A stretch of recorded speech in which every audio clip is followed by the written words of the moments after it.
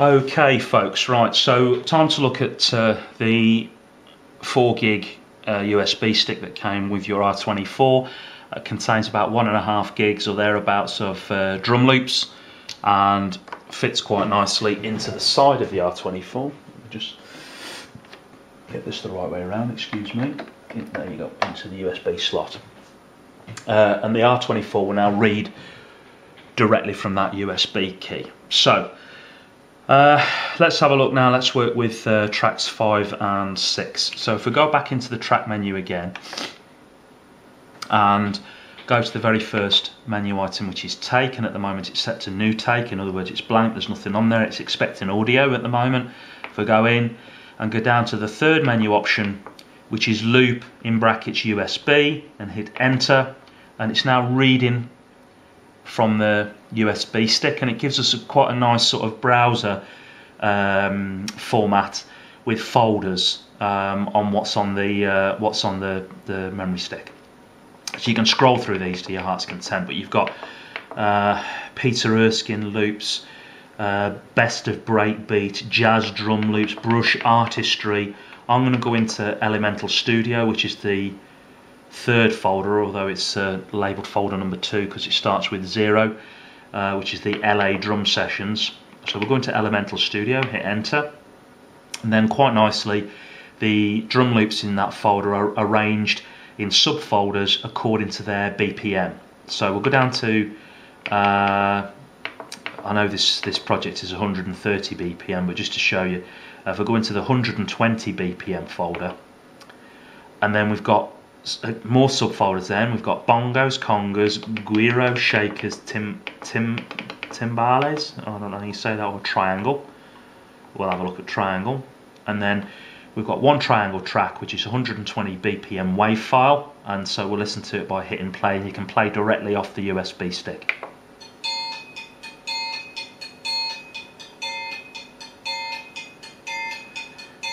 Okay, well that's a bit naff if you ask me, so I'm going to go back, exit, exit, exit.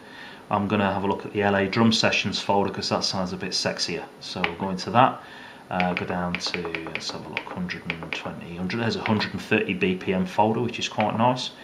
And then we've got Chilling Groove Disco, Hard Crash. Let's have a look, Snare Groove. Let's go look in Snare Groove folder. And then we've got lots of snare grooves there, all of 130 BPM. So let's try one of those. Okay, so that's a loop. Now, I'm going to assign that loop to track number 5, I think is what we said. And I'm going to do that by pressing the enter key here.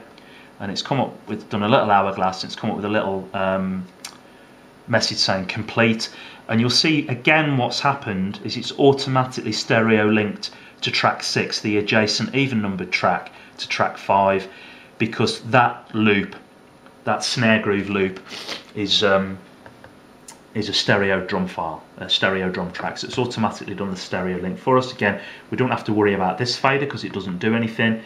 We're interested in this one, okay? And we're going to go and have a listen to it in a minute, but it's telling us at the top here the take on track 5 and 6 is 130 BPM dry snare groove. Okay, the important thing on this is that dry snare groove, when we just listened to it back, only actually played I think for 1 bar or 2 bars, very, very brief, because it's a loop. In other words, it's designed to be repeated. It's a small little chunk of audio that's designed to be looped over and over and over again to give you one long drum pattern. And at the moment, the second menu item in the track menu is loop, which is set to off. So if we go out of that and start playing our project, it'll only play once for that 1 bar or 2 bar length that it was recorded at, and it won't do anything else after that. We want to set that to on, so we want to set the loop function to on tracks 5 and 6. So we're going to turn the jog wheel till that says on, and then we're going to go down to the pad function and decide how we want the pads to behave. And at the minute it's set to gate. Again, we can go 1 shot or we can go repeat. I'm gonna hit gate, and then we're going to go down to the track sequencer, and we're going to record that drum loop data into the track sequencer in a place that we want it to appear in the track. So we're now building up gradually, bit by bit, a rhythm pattern for our track. So we're in track sequencer. Let's go ahead and hit enter. There's the track sequencer again, and let's go back to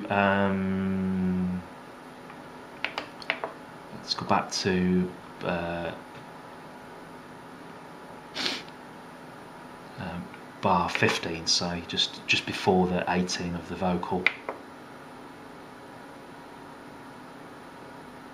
17. So at the minute it's playing back the data that we've already recorded into the track sequencer, which was tracks 3 and 4, the rhythm pattern that we took off the inbuilt rhythm patterns. Let's let that play out for a few bars until it's finished, and then we'll bring the loop in.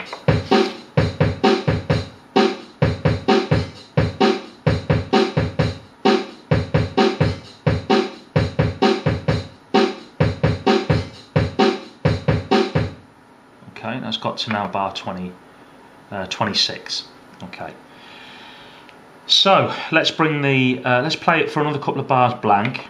So we're just going to get vocal and guitar. Let me play this back, and let's go up to top of bar 27 is what it's showing us at the moment, and let's record the loop that we've assigned to tracks 5 and 6. Let's record that into the track sequencer. So once again, hold down record, hit play. It says now recording, and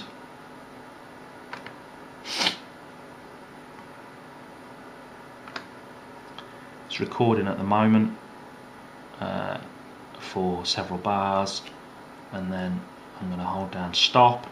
I'm going to hit this. It doesn't really matter when I hit it because it'll automatically come out at the end of the bar, and that's it. It's still recording, but there's no data being recorded at the moment. So let's stop that, and let's go back to the, let me just check this video's lined up. Yeah, let's go back to the bar where this all began, which was bar number, yeah, you can see the data's been written in here. We'll go down to, yeah, there's the data coming in on track 5. It's indicated with some dots on the screen over here. There's the loop. Okay, you can see it on the screen. You just have to take my word for this. So let's play that back and see what that sounds like with the track sequencer. So you won't hear any vocal or guitar yet because we're only looking at the data that's recorded in the sequencer at the moment. Starting in bar 15, 16, 17,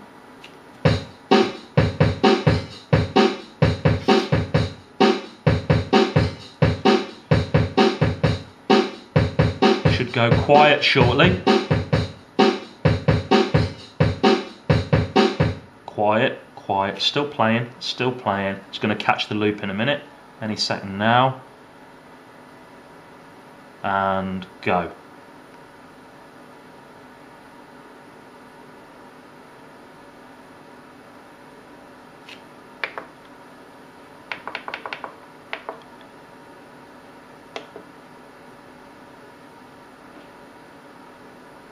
What do we do there?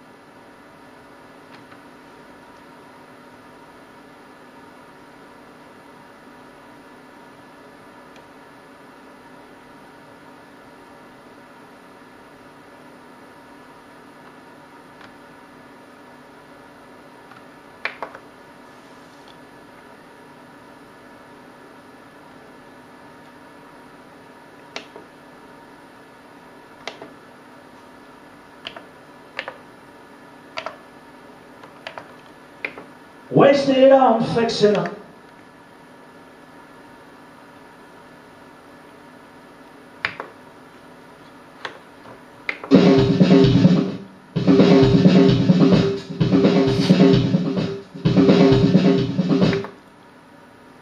Okay.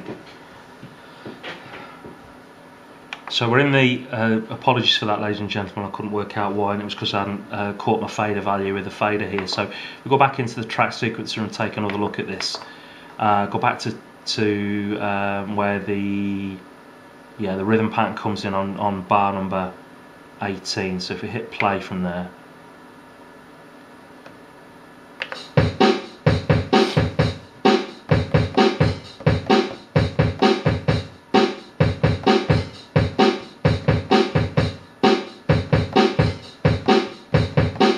going to go quiet now for a couple of bars until the loop comes in, which is there.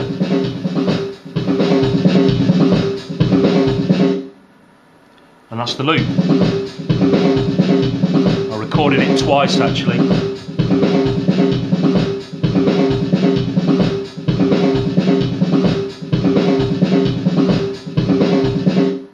Okay. Stop that. So apologies for that little gaff. I couldn't work out why my loop wasn't playing back, and the simple reason was because I hadn't brought the fader up. I hadn't caught the value of the fader. It was still set. The device was still seeing it set down there. So we'll come out of the track sequencer now. We've put a rhythm pattern in, and we've put a loop in, and we've lined them up. And obviously, you'll make a much tidier job of this when you're doing it yourself.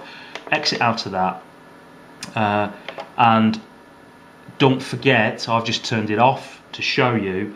In the normal way, have everything armed for playback that you want to play back. But if you want to play these back exactly where you want them in the song, don't forget to have the track sequencer switched on, which it now is.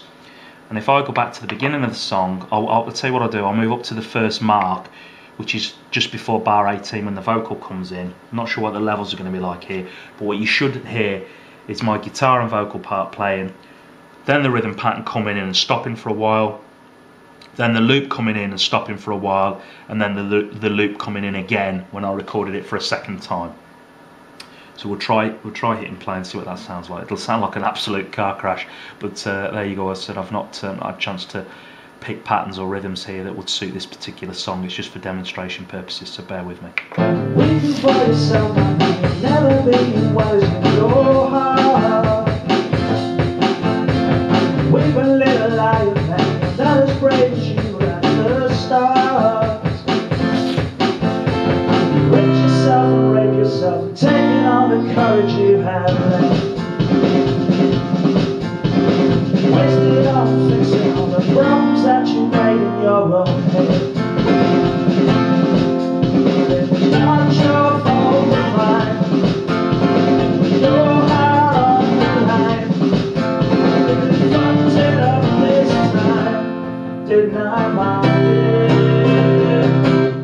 Didn't I mind it? Okay, so you get the general idea. Now, if you think about this for a second, let's imagine there was no audio on this and we're starting with a clean blank project. Through a combination of the loops on the USB stick, the inbuilt rhythm patterns, you've got 24 tracks here that you can line up a very intricate and sophisticated drum backing track. And then by using the track sequencer to line those up in the order that you want them to come in, and by using fills and other loops and so on and so forth, you can then bounce those down to bounce all of those 24 tracks full of rhythm down to one stereo pair, and then you have your rhythm backing track for your entire project as one stereo track. So you can use this, you can be as involved with this or as superficial with this as you want and as time will allow. As I said, some people get a bit of a kick out of building up layers and loops and rhythms in this kind of a way. As I said in the intro, it's not particularly for me, but then I'm fortunate enough to have a human drummer, which I know not everybody is. So if you're on your own with this and you've got the time and the patience. You can sit there lining up loops, be they bass parts, guitar riffs, rhythm patterns, drum loops off the USB stick, line them all up, bounce them down to a stereo pair, sing over the top of it, play lead solos, lead guitar, whatever, over the top of it, and then do a final mix down to a master, and you've got a very complicated multi-layered track built up from scratch using the track sequencer function. So again, hope that's clear. Now we're going to look at a couple of different things to do with rhythms and what else you can do with recording drum parts and you know, backing rhythms and this kind of thing. And we're going to look at some different some alternative ways of recording those drum patterns, and in particular step input, because we've already looked at real-time recording but into the track sequencer, but you can also do it in step mode, and I'm going to show you that now as well. So let's look at this in a slightly different way, and instead of going into the track menu and accessing the rhythms through there like we did earlier, we'll now go into the dedicated rhythm button, which is just here, the first button, and select that. So we're still looking at the same song, Little Lion Man, and we've still got on these tracks, as you can see by the orange lights, what we were doing earlier with the different drums and loops, but we'll try a little something different. So let's have a look in rhythm.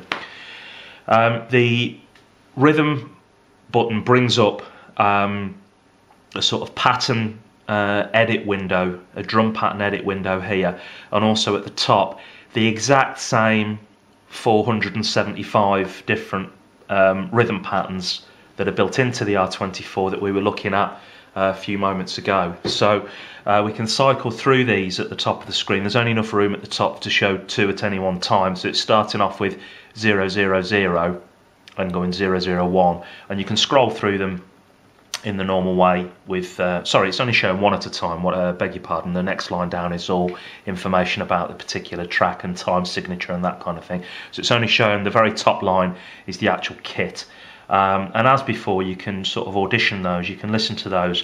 If you see one that you like, so there's number 35, if you just hit play, and it's showing on this grid here at the moment what rhythm pattern number 35 looks like, and I'll explain the grid again in just a second so you can interpret what you're seeing. But it's telling me underneath the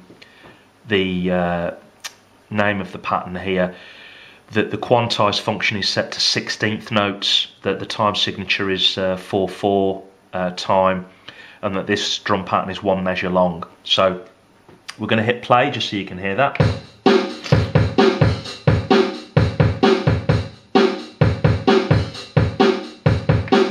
Right, actually ignore what I just said about this being showing 1 measure long. That's not actually correct. So you'll have noticed when I played that back, the pads underneath the tracks are lighting up, showing you, and you'll see written on them kick, snare, closed hi-hat, open hi-hat, crash cymbal, ride cymbal, tom 1, tom 2. Okay, and you'll see them flashing as they're being played with that rhythm pattern. So we'll go back to the beginning again, stop and rewind, hit play again.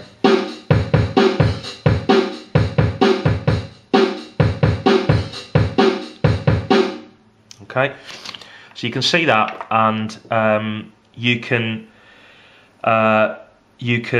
change the sound of the drum kit that plays that back. So it's the same rhythm pattern, but here you'll see one of the soft keys has now become kit.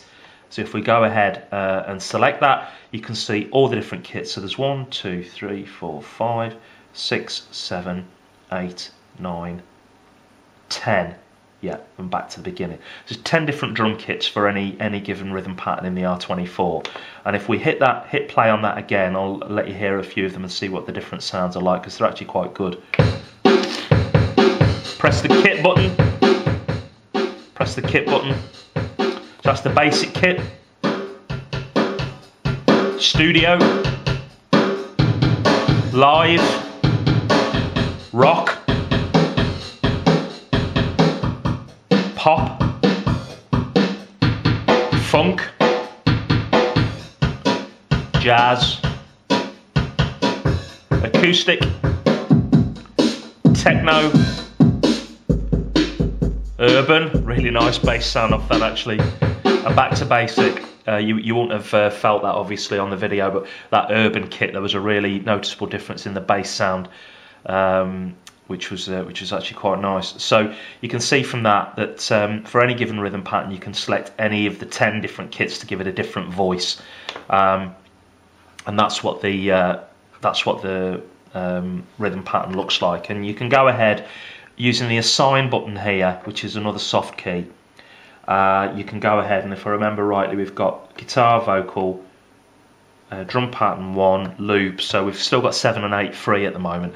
And this will be a linked stereo pair again, the same as before, which will automatically be done on assigning that to a track. So if I hold down the assign button, these are flashing at the minute on bank tracks 1 to 8, the first bank. They're the only free tracks available to me, which is why only them are flashing. And it's saying to me effectively, you can allocate that rhythm here. If I go over to these, the next bank of tracks, see, all of them are free. So I can allocate them anywhere here. If I go across to the final third bank of tracks, again, they're all free. But in banks, the first bank, tracks 1 to 8, only these 2 are available to be allocated a new rhythm because the others are full. They have stuff already allocated to them. And the way we allocate or assign that rhythm to the tracks using this method is by holding down that assign button and pressing the flashing pad at the bottom of the track we wish to assign it to. So just go ahead and press that. And it confirms, you get a little confirmation message pop up there. And now we have that rock rhythm assigned to tracks 7 and 8. So when I come out of that and arm those, you'll see they've been stereo linked. And if I unarm all of these and just play back what's on there, it's not there. The reason it's not there is because the track sequence is engaged. And remember what I said, that's actually a good illustration of what I was talking about earlier. If things aren't playing back, if things aren't behaving in the way you expect them to behave, when you're messing about with things like this, the very first thing you should check is, do you have the track sequencer switched on or off? And at the minute, the track sequencer is switched on, and we've recorded nothing into it other than this earlier stuff, which I've now muted. So if we turn the track sequencer off, then these should play back the entire way through the song. Fingers crossed, please don't make me look stupid. Okay, phew.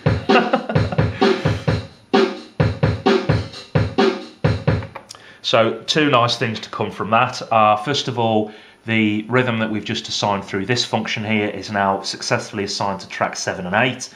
And secondly, I've just demonstrated the importance of making sure you've either got the track sequencer on or off, depending on what it is you want to do with the tracks. Right, we'll take another look at this rhythm function here, because there's some other interesting things that sit underneath this button. So if we look at the soft keys, we've already looked at the middle 2, which are the drum kit and the assign button to assign whatever pattern we want to whatever track we want.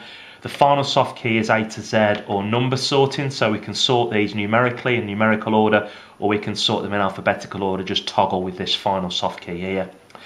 But the first soft key has edit written above it, so let's go ahead and press that. And here we have a lot of editable parameters for any given drum pattern. So we can adjust things like the length of the phrase, and at the minute it's set to 2 bars. The time signature, it's set to 4/4. The drum level, in other words, the volume of the drums, is set to 15. I'm not actually sure what that goes up to. I think 15 is the maximum. Yeah, 15 is the maximum. So it's set to 15. The pad roll, I'll explain in a moment. But what that does is it dictates. It's currently set to 16th notes. So what that does in a minute, when I show you how to play along with the pads, what we can do, rather than keep pressing a hi-hat very, very quickly, if we want to play 16th notes, we can actually hold down this repeat button, hold down the hi-hat button, and the pad will roll those hi-hat notes to whatever value this is set at. So that's currently set to 16th notes, but we can have it all the way up to 30-second notes, I think, and we can go 24, 30 seconds, the top one, 12th notes, 8th notes, 6th, 3/16, all these weird quarter notes, which is probably more conventional, all the way down 3/8, all different manner of things. So it's set there up to 1/16 notes. We can rename the pattern. I won't bother showing you how to do that, it's fairly self-explanatory. We can copy that pattern to another location or to a blank slot in the memory of the drum patterns. There's all those empty slots I showed you earlier on. We can delete a pattern that we've set up. We can import a pattern from another project.